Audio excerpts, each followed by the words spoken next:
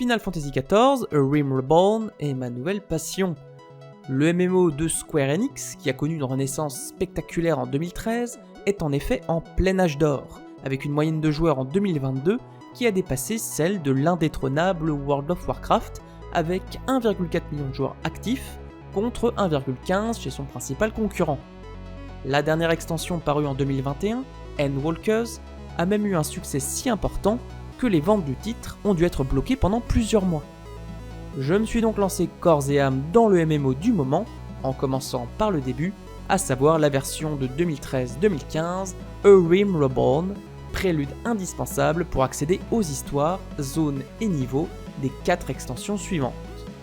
Cette aventure du niveau 1 au niveau 50 permet ainsi de découvrir la terre d'Eorzea et de poser les bases d'un scénario tentaculaire et de toucher à un contenu riche.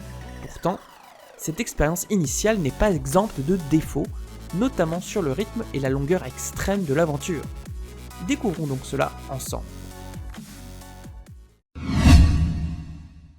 La série de JRPG Final Fantasy essaime depuis 1987 dans des ambiances diverses et variées, mêlant généralement la science-fiction et la fantasy, avec chaque opus présentant un contexte particulier et des manières de sauver le monde avec un scénario touffu.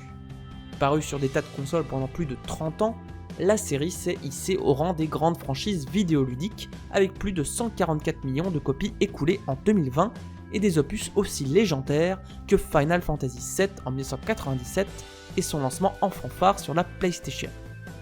Les systèmes de jeu ont eux aussi varié, allant du tour par tour des premiers opus au temps réel du 15e opus, avec diverses variantes entre les deux modèles. La série principale s'est aventurée dans le monde du MMORPG en 2002 avec Final Fantasy XI Online.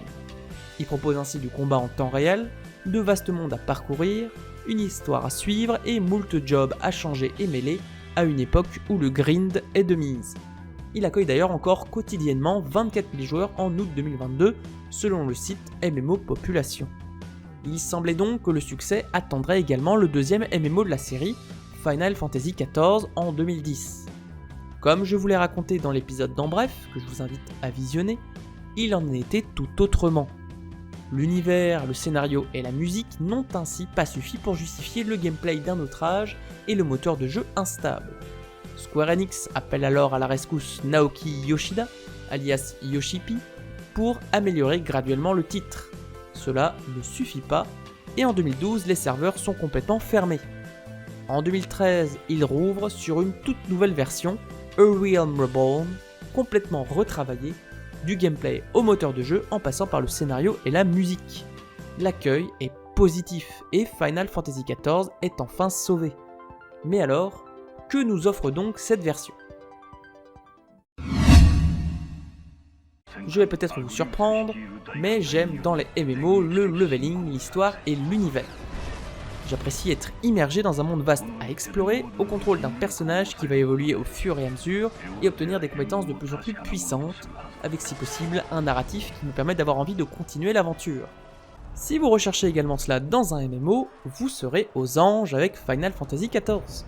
L'épopée, ou la main story content, la quête principale quoi, vous emmène ainsi dans votre destinée de guerrier de la lumière au sein du continent d'Eorzea, au contact des 3 cités-états principales, 5 ans après l'invasion ratée mais destructrice de l'empire de Garlemald, qui est soit dit en passant l'intrigue de la 1.0. Vous finissez par rejoindre les héritiers de la 7ème Aube, un groupe secret qui vise à maintenir la paix et la sécurité contre les divinités barbares et les Garlemaldais, pendant que les esprits s'agitent autour d'un général impétueux, de problèmes locaux avec les tribus barbares et de mystérieux êtres encapuchonnés. Toute cette intrigue est portée par des milliers de lignes de texte avec les différents personnages, mais aussi par des cinématiques animées, voire doublées, bénéficiant d'un doublage français comme japonais. On ne compte pas le nombre de rebondissements et les mystères dévoilés au fur et à mesure de l'intrigue. Pourtant, l'aspect MMO va vous mettre de sacrés bâtons dans les roues. Si l'intrigue est bonne, elle sera diluée dans plusieurs centaines de quêtes qui ne seront pas toutes passionnantes. Je ne compte plus les allers-retours dans les zones vastes pour parler à un tel, récupérer tel objet, tuer tel monstre, réaliser tel donjon et reparler à tel mec. Et puis d'un coup, on a des événements forts et une intrigue qui se dévoile avec des cinématiques, avant de retomber une nouvelle fois dans une nuée de quêtes peu passionnantes. On sent qu'un certain nombre d'années s'est écoulé. Néanmoins, Si vous voulez profiter de l'histoire de toutes les extensions, vous êtes obligé de passer par là. Beaucoup d'adeptes du jeu recommandent de nouveau de prendre leur mal en patience. Il est vrai qu'actuellement, à la moitié de l'histoire d'Heavensward, le rythme de l'aventure a une toute autre tournure. Malgré ce rythme en dents de scie, le monde d'Eorzea est magnifique à parcourir. Les zones forestières de Gridania, les paysages paradisiaques de la Nossé, et même le désert de Tanalan, sans compter les autres zones, les donjons, les raids et surtout les villes gigantesques à parcourir, ont une direction artistique somptueuse, des graphismes corrects, et surtout une musique qui s'adapte à toutes les ambiances. J'en veux pour preuve les 6 heures de bande-son de l'album de Realm Reborn, entre musique classique, instruments spécifiques comme la guitare du Tanalan ou l'orgue d'Ishgard, le rock et les chœurs endiablés des divinités primordiales, la musique électronique des Garlemaldais, et même une chanson inspirée de l'étrange Noël de Mr. Jack, avec une bataille contre des Moogles.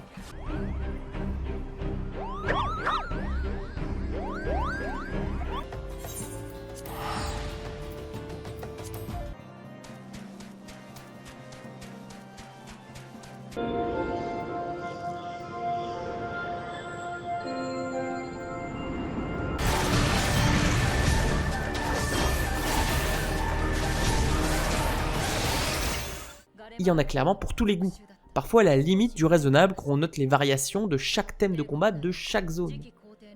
De même, les voix sont au niveau, notamment avec la possibilité d'avoir les cinématiques doublées en japonais.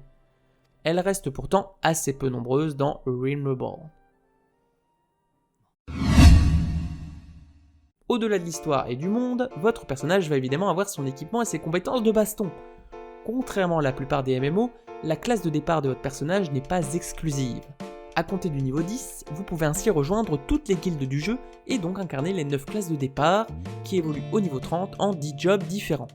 Pour plus de détails sur les classes, je vous invite à aller voir mon guide des classes. Elles sont assez classiques et divisées en 3 rôles. On a d'abord les tanks avec le maraudeur guerrier qui tape fort et utilise une jauge de bêtes, et le gladiateur paladin qui utilise pas mal de sorts de protection. On a ensuite les soigneurs avec l'élémentaliste mage blanc et ses nombreux sorts de soins, et l'érudit, une des 2 évolutions de l'arcaniste, qui soigne avec des invocations. Et on a finalement une nuée de DPS. Niveau magique, on aura l'occultiste mage noir, qui balancera des boules de feu et des tempêtes de glace avec un système d'affinité, l'arcaniste invocateur, qui utilise des invocations de diverses natures, pour puiser dedans et lancer des sorts d'attaque.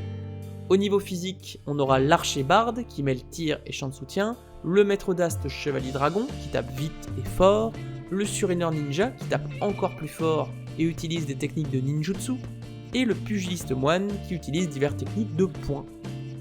Pour changer de classe à la volée, il suffit d'avoir la bonne arme, donnée dès que vous parlez à un nouveau maître de guilde, et de sauvegarder ensuite la tenue pour en faire un raccourci.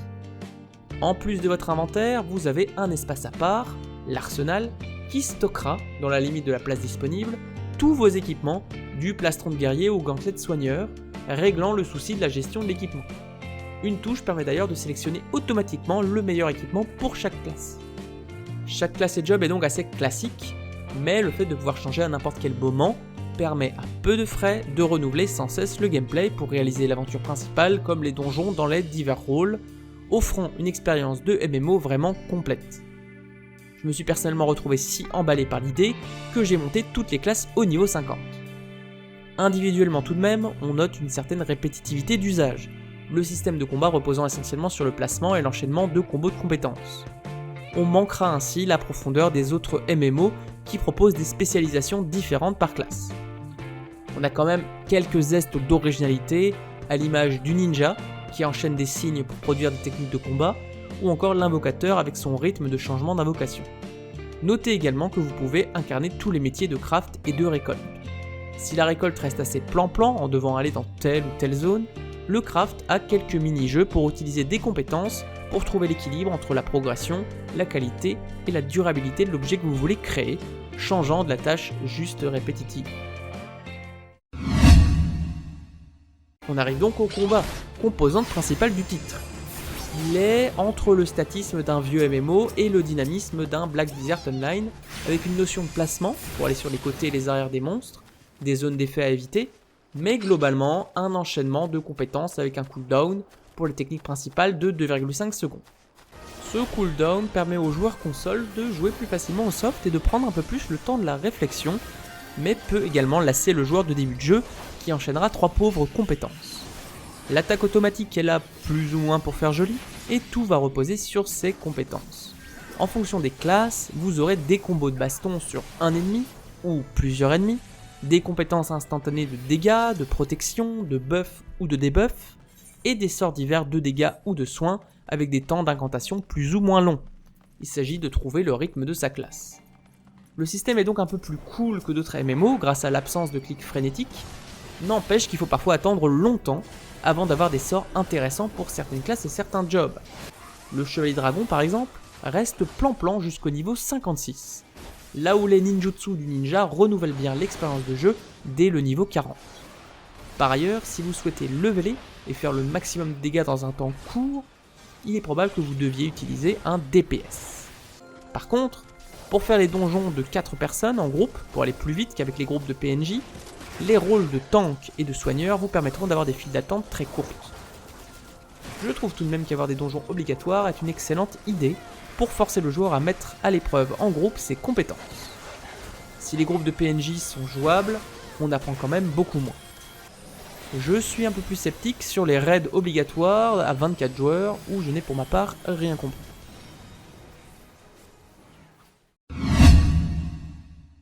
Outre l'épopée qui vous emmène pour une 50aine d'heures de jeu, vous avez des tas de choses à faire. Déjà, vos métiers, classes et jobs ont des quêtes spécifiques, des sortes de mini-arcs narratifs avec même des cinématiques et des rebondissements. Si celles pour les métiers de récolte et de craft sont un peu plus basiques, celles pour les classes et les jobs vous permettent d'en apprendre plus sur l'univers et offrent des arcs narratifs complets ainsi que de l'équipement et des compétences. L'autre partie importante du jeu est le contenu multijoueur, en l'occurrence les opérations de guilde, des sortes de tutos aux donjons, les donjons dont certains sont obligatoires et les raids. Le premier donjon est débloqué au niveau 15, permettant une appréhension en douceur des différents rôles entre le tank, guide et bouclier du groupe, le soigneur, ange gardien du tank, et les DPS qui délivrent les dégâts. Cela permet véritablement, avec la flexibilité des classes, d'avoir le MMO ultime où vous pouvez enfin jouer n'importe qui. Les donjons sont d'ailleurs très jolis, offrent de belles récompenses et permettent de mieux appréhender le système de combat. Vous avez aussi des quêtes spéciales qui permettent de débloquer du contenu, permettant par exemple de réaliser des quêtes de mandat, de débloquer votre monture au niveau 20, ou encore d'accéder au casino rempli de mini-jeux du Gold Saucer. Vous avez des créatures à chasser par le bestiaire, des quêtes secondaires à foison que personne ne fait, des quêtes tribales, des quêtes de grande compagnie, et j'en passe. Le tout avec plein de monnaies alternatives pour débloquer du contenu. Il y a toujours quelque chose à faire, si tant est que vous ayez suffisamment de temps disponible, car le jeu reste un énorme gouffre à temps, même si on y va en ligne droite en ne montant qu'une ou deux classes. Final Fantasy XIV, A Realm Reborn a de sérieux arguments à faire valoir. L'histoire, la musique, la direction artistique, la flexibilité des classes et des jobs, le contenu riche et solide offrent des moments d'anthologie aux joueurs qui s'y investissent. Mais le soft n'échappe pas à la malédiction des MMO. Son monde trop vaste lui joue des tours, avec un rythme en dents de scie qui plombe l'aventure principale du joueur, sans compter les innombrables quêtes génériques lancées à sa tête. Je ne compte plus les heures passées à déambuler d'un donneur de quête à l'autre. L'histoire également est sympathique, mais a beaucoup de moments creux, et il faut du temps pour apprécier les enjeux de l'aventure, surtout pour la partie la plus légendairement ennuyante, qui fait la jonction entre Realm Reborn et Heavensward, qui mettra à mal la patience de beaucoup. Le système de combat est quant à lui plutôt ok, mais dépendra vraiment des classes et jobs choisis. Si vous n'avez pas peur de la répétitivité du titre et du temps qu'il prend pour aller au bout, vous pouvez vous jeter les yeux fermés, en sachant que les défauts sont au fur et à mesure gommés. L'histoire finit au fil des extensions par avoir un meilleur rythme et les jobs obtiennent plus de compétences. Je note donc ce jeu, patience d'un chocobo sur baston flexible. C'est un MMO, il me faut donc quand même parler de l'aspect économique. Le contenu de base et la première extension Heavensward sont accessibles gratuitement, avec comme seule limite l'impossibilité de créer un groupe avec des amis et une limite haute d'argent de 300 000 Gil. Autant vous dire que vous n'avez aucune excuse pour ne pas tester cette première partie d'aventure. Si vous souhaitez passer à la caisse par la suite, Il vous en coûtera 40€ pour avoir accès à toutes les extensions, avec en prime un abonnement mensuel de 13€. Parmi les Big Five des MMO, que sont World of Warcraft, Guild Wars 2, The Elder Scrolls Online et Black Desert Online, Final Fantasy XIV s'en sort extrêmement bien. Son sauvetage et la qualité de ses extensions en font un des MMO les plus populaires du moment, profitant de l'affaiblissement de World of Warcraft, qui lui a plus de mal à renouveler l'intérêt de ses joueurs. Endwalkers, en décembre 2021, clôt l'histoire de Realm Reborn, laissant aujourd'hui les développeurs libres d'aller dans n'importe quelle direction. Mais ils n'ont même pas besoin de ça. Quand on voit les mini-jeux du casino virtuel, le roguelite du palais des morts, le système musical qui permet de jouer des instruments dans le jeu et de faire des concerts virtuels, et même récemment la sortie de l'Island Sanctuary qui permet de gérer sa petite île virtuelle avec ses bâtiments à la Animal Crossing. La créativité de ces développeurs range ainsi le soft parmi les meilleurs MMO du moment. Reste à voir si cela se maintiendra dans un secteur qui reste tout de même assez volatile.